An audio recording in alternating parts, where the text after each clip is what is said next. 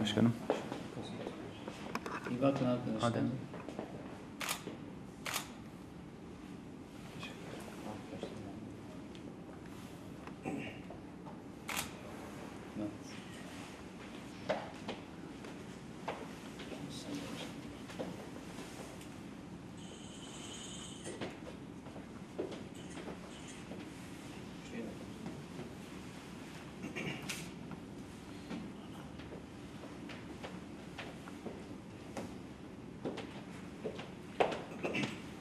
Evet, Şahin Bey Belediyesi ile yaptığımız protokolde Sayın Mehmet Tahmazoğlu'na teşekkür ediyoruz.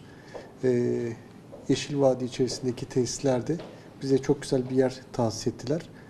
Umarım ki burayı hem milletimiz için hem de Şahin Bey halkı için verimli bir şekilde kullanırız.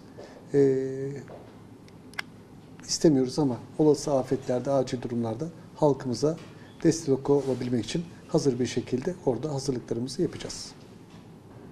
Ülkemiz, Türkiye'miz bir deprem bölgesi. Zaman zaman arzu etmesek de ülkemizin şehirlerinde birçok yerde deprem faaliyeti maalesef meydana gelmekte. Ve arama kurtarma faaliyetlerinin de ne kadar büyük önem arz ettiğini hepimiz bu depremlerde ve diğer afetlerde görüyoruz. AKUT bu konuda Türkiye'mizde marka olmuş bir kuruluşumuz. Kendilerine teşekkür ediyoruz. AFAD'la birlikte birçok faaliyeti gerçekleştirdiğini biliyoruz.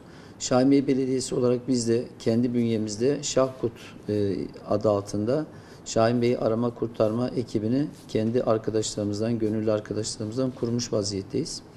Olası bir afette her türlü ekipmanla müdahale edecek pozisyonda hazır bekletiyoruz. Bu deprem bilincinin gençlerimize aşılanması, öğrencilere öğretilmesi konusunda AKUT'la şu anda bir protokol de yaptık. İnşallah bundan sonra Yeşil Vadi Parkımızın içerisinde bir alanı kendilerine tahsis ettik. O alan içerisinde faaliyetlerini sürdürecekler. Hem Yeşil Vadi Parkımızda dağcılık faaliyetleri, eğitimler olacak. Hem de okullarımızda gençlerimize afetlerle ilgili, depremlerle ilgili eğitimler verilecek. Bu konuda bir işbirliği protokolü imzaladık.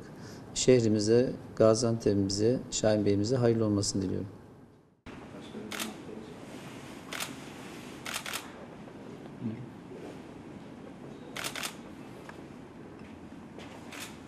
Çok teşekkür ederiz. Hadi hayırlı uğurlu olsun. Sağ olun.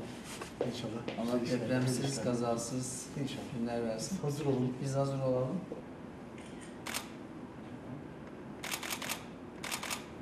Çekiyorum.